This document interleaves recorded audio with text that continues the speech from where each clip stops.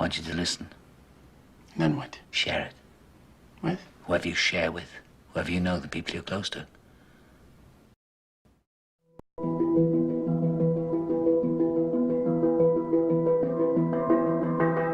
Tonight's talk is consciousness, creativity, and the brain. And if you have a golf ball-sized consciousness, when you read a book, you'll have a golf ball-size understanding. When you look out, a golf ball-size awareness. And when you wake up in the morning, a golf ball-size wakefulness. But if you could expand that consciousness, then you read the book, more understanding. You look out, more awareness. And when you wake up, more wakefulness. It's consciousness. And there's an ocean of pure, vibrant consciousness inside each one of us. And it's right at the source and base of mind, right at the source of thought, and it's also at the source of all matter. There is no matter as such. All matter originates and exists only by virtue of a force which brings the particle of an atom to vibration and holds this most minute solar system of the atom together. We must assume behind this force the existence of a conscious and intelligent mind. This mind is the matrix of all matter. Matter seems like a good place to begin. The solidity of the world seems totally indisputable. As a fixed thing that you can see and touch, your body is also reassuringly solid. But beginning with Einstein, modern physics has assured us that this solidity is a mirage. All of physical matter, everything we have around us, is the result of a frequency. And what that also means is that if you amplify the frequency, the structure of the matter will change.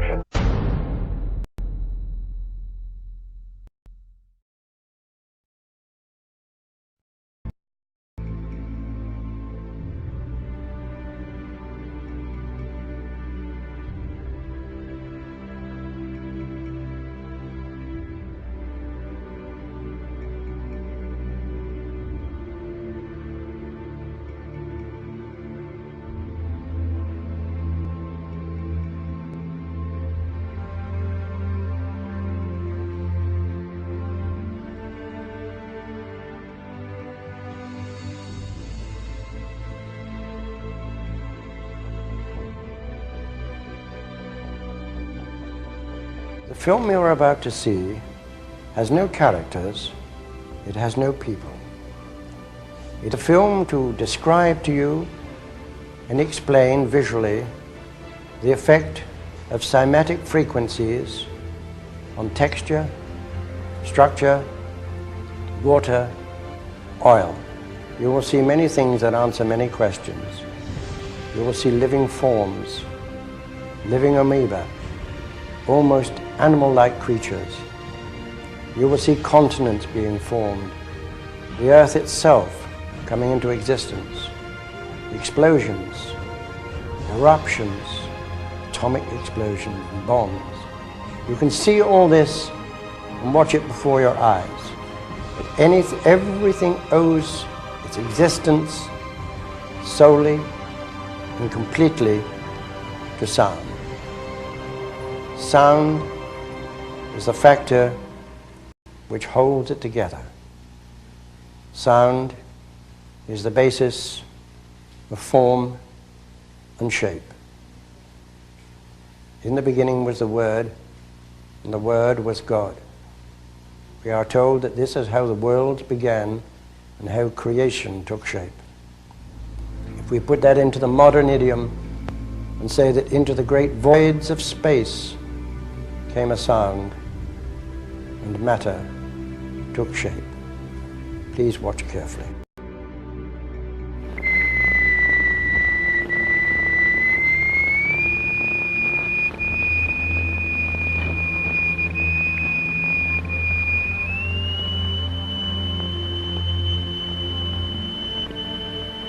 We can also use different shapes of state. Here we have a triangular plate with a crystal attached to its underside and produce a sonorous figure. We change to a higher note and see a rather more complicated figure.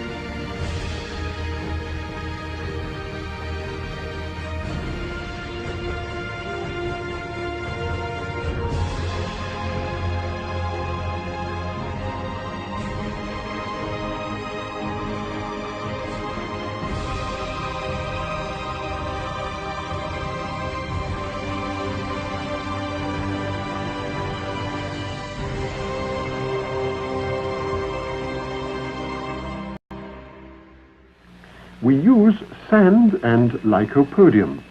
The lycopodium moves to the center of the fields and takes up circular shapes. The sand forms the lines. Each material has its own special way of behaving.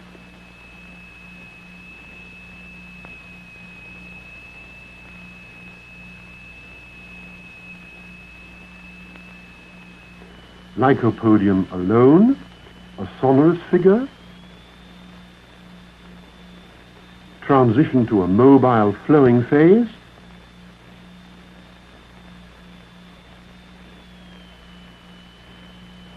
and back again to the figure.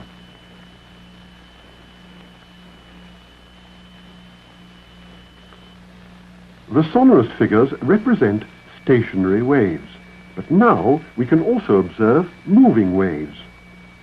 Here the sand is flowing in a current.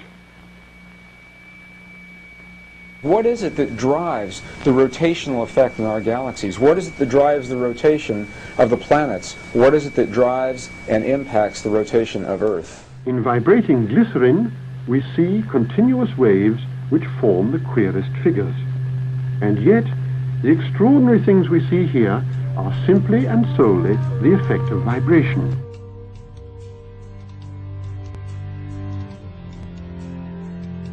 Now, what we've seen up until now are single signals, single frequencies projected in the matter. And what you're seeing here now are interference patterns of two or more frequencies resulting in a pulse. The pulse of the human heart, the pulse that drives the blood through the veins in your bodies. What is your heart responding to? Where does that pulse come from?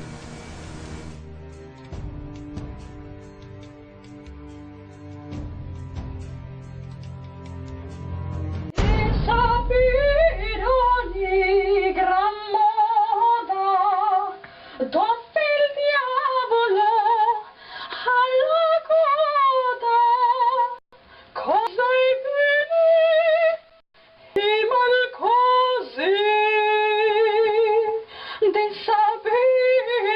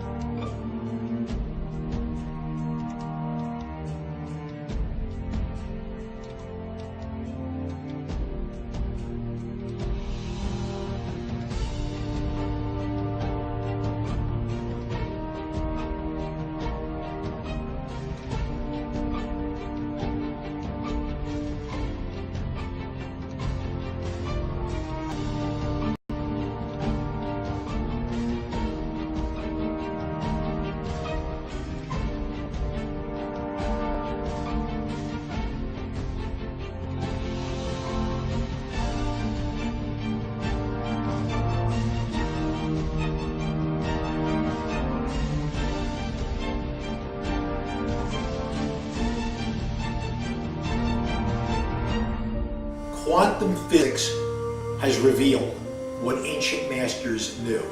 Matter does not exist. The concept of substance arose from the philosophy of Aristotle, and from that concept came science's conception of matter. The fact of the matter is that the substance of the universe is consciousness. Belief that the substance of the universe is matter leads to what I call a fear-greed dichotomy, as people in their quiet desperation attempt to accumulate as many material possessions and riches as possible.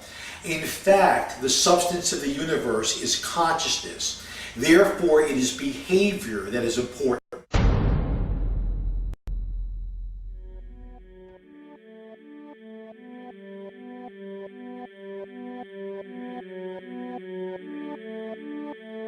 The life we perceive with our five senses is not reality. Quantum physics has shown that space and time are illusions of perception.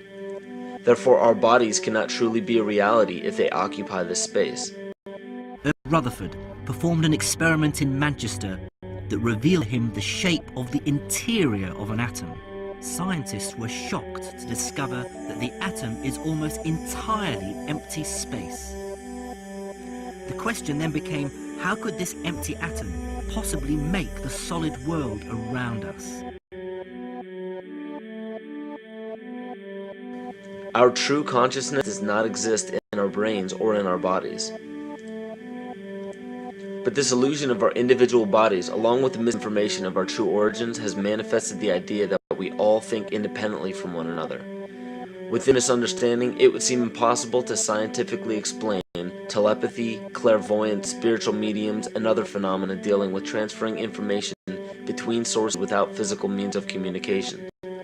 But when you understand that there is a common spiritual bond between all things in the universe, and that we are all part of one divine intelligence, no phenomena is unexplainable.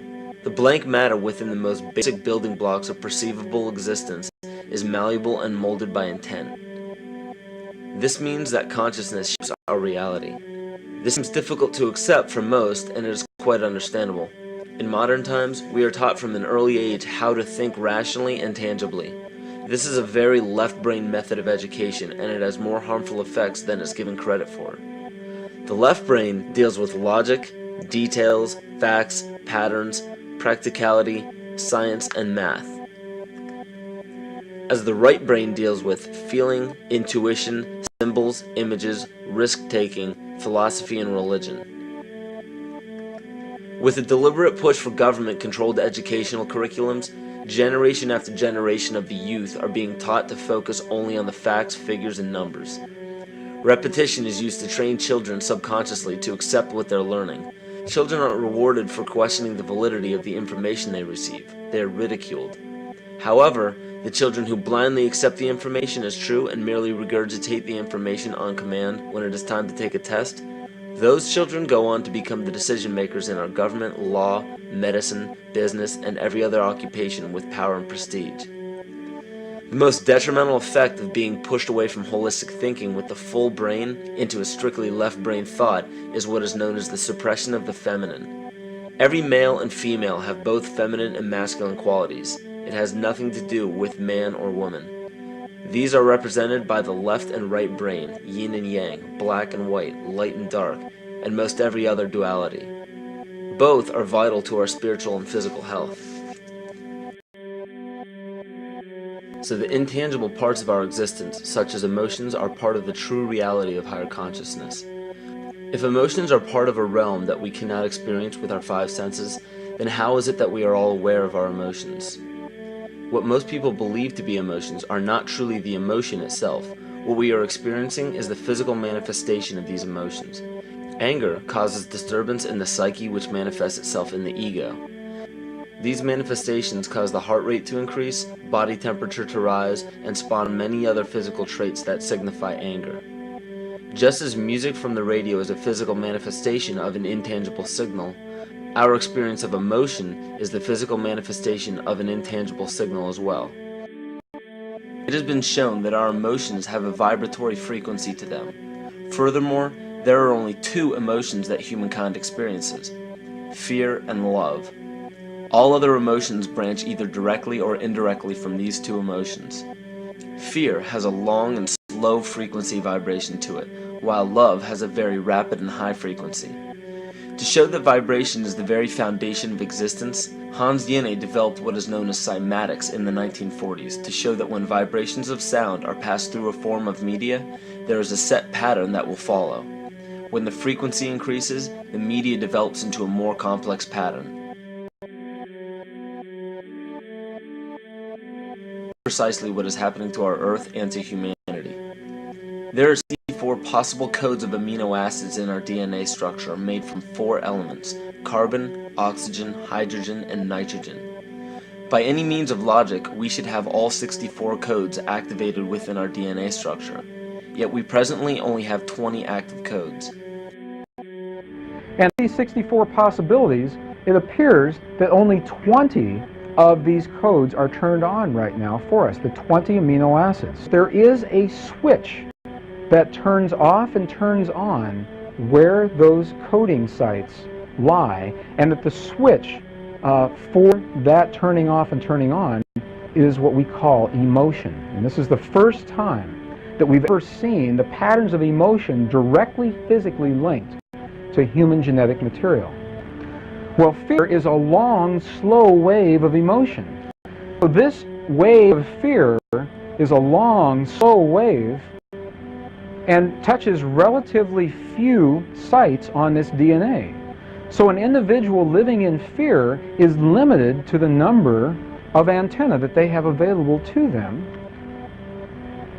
whereas an individual living in the pattern of love, this is love in DNA, you can see it's a higher frequency, shorter wavelength. We have many more potential sites for coding along that genetic pattern.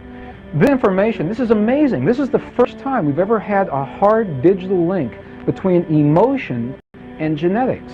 It's important to understand because another researcher named Vladimir Popanov measured tiny particles of light called photons inside a vacuum tube. The photons were scattered as expected. A sample of DNA was then entered into the vacuum tube and they measured the photons again. They found that the particles of light aligned themselves along the axis of the DNA. Then, as they removed the DNA sample, the photons remained aligned to the same form of the DNA even though no DNA was present. This is what is known as the phantom DNA experiment. Science now bridged a very important gap between physical and ethereal, or spiritual. Our emotions directly affect the structure of our DNA, which directly shapes the physical world we experience every day. So the messages left by the ancients that we've explained here were more than prophecies about a one-world government or a new world order. We now understand why the study of the heavenly bodies were so important. The rotation and orbit of all that makes up our universe serves as a clock to map changes and transitions. This helped the ancients understand that the change of the heavenly bodies were a mirror to the changes of all existence. Berkeley Department Chairman, Chemistry, University of California, Berkeley, showed that DNA acts as an antenna for cellular upregulation. The primary function they taught us about what DNA is about, it's a receiver and transmitter of photons, light and phonon sound. For what? Cellular upregulation, meaning that they're water molecules, the pyramid power around the DNA spiral energizing strands are taking in the spiritual energy of love vibrations and then sending it out for manifesting, precipitating in a quantum field, the physical matter of the body. These are hertz, frequencies, or cycles per second that the musicians can retune their instruments to play and experiment with. Why? Again, these are the Creator's musical scale, the original solfeggio, buried for 3,000 years in the Bible. So the ancient priests who knew how to levitate the huge stones for the building of the pyramids and the Masonic knowledge that predated ancient Egypt, the ability to have this information, these frequencies, serve the function of creation, destruction, and miracles on behalf of the empowered people who had access to this knowledge. I say that because of this metaphor.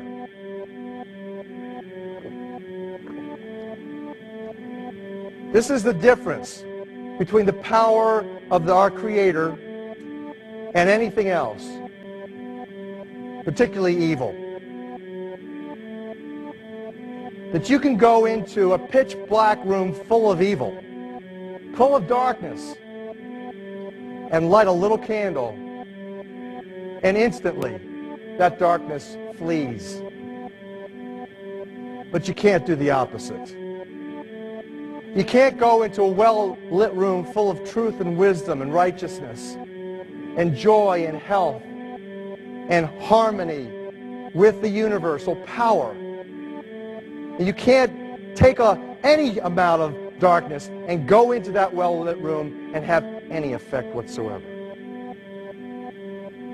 That is the metaphor which I frequently think of when I think that I'm not empowered. It is the greatest lesson for me, and I think for everybody else, to know that we're on the winning side and that we win in the end. As you are watching this, understand that it is not a fight to be fought. It is not a war to be waged. No gun rights have to be exercised. Not a finger has to be lifted.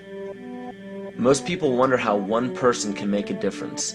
They ask that if all this is so simple and this information is available, why hasn't someone else conquered their fears and changed the world for everyone else? This is the most difficult and beautiful conundrum to our lives. Your reality affects you and only you. Your curiosity has led you to this genre of information to serve a very specific purpose in your life.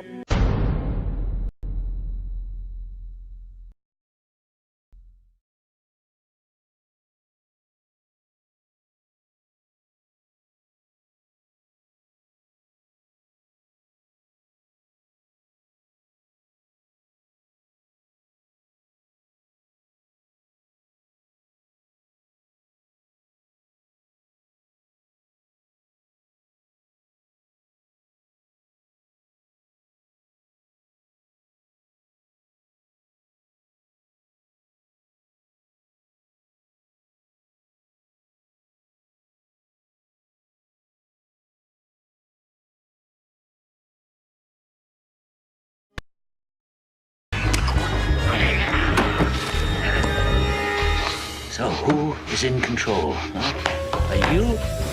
Am I? Guards outside? The warden in his office? Yeah? Who's in control? Testing, testing, testing. 1, 2, 3, 4. Dr. Ethan Powell interviewing Dr. Theo Calder. Now, this will be a very simple test. Pass or fail, life or death. You ready, Joe? Now, you write on this paper what I have taken from you. What have you lost? Write it! Write it! Wrong! You never had control. You only thought you had it. An illusion, tabby bourgeois. And what do you control? For sure, huh? The volume in your stereo, the air conditioning in your car? What else? What else? All right. Another chance. You were nervous. Too much pressure. Try again. What have you lost? What did I take? Write it. Write it!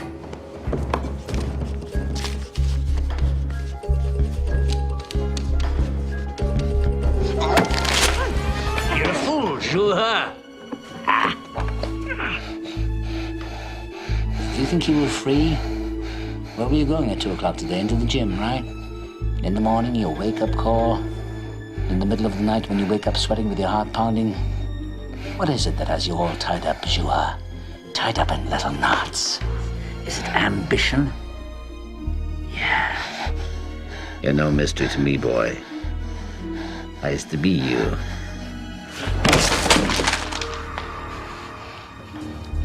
Okay. One last chance. You think I won't do it? That's one psychiatrist less to the world. I'm already deep in the pit, so what can they do to me? Last try. Get it right. What have you lost? What did I take from you? Write it.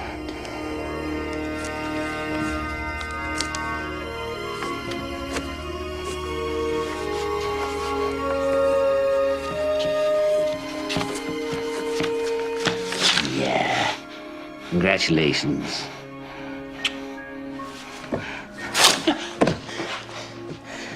You're a student after all. And you've lost nothing but your illusions and a little bit of skin. I want to finish this. Finish what? Telling you what I know. What makes you think what you know is any different than what other people know? I had different teachers.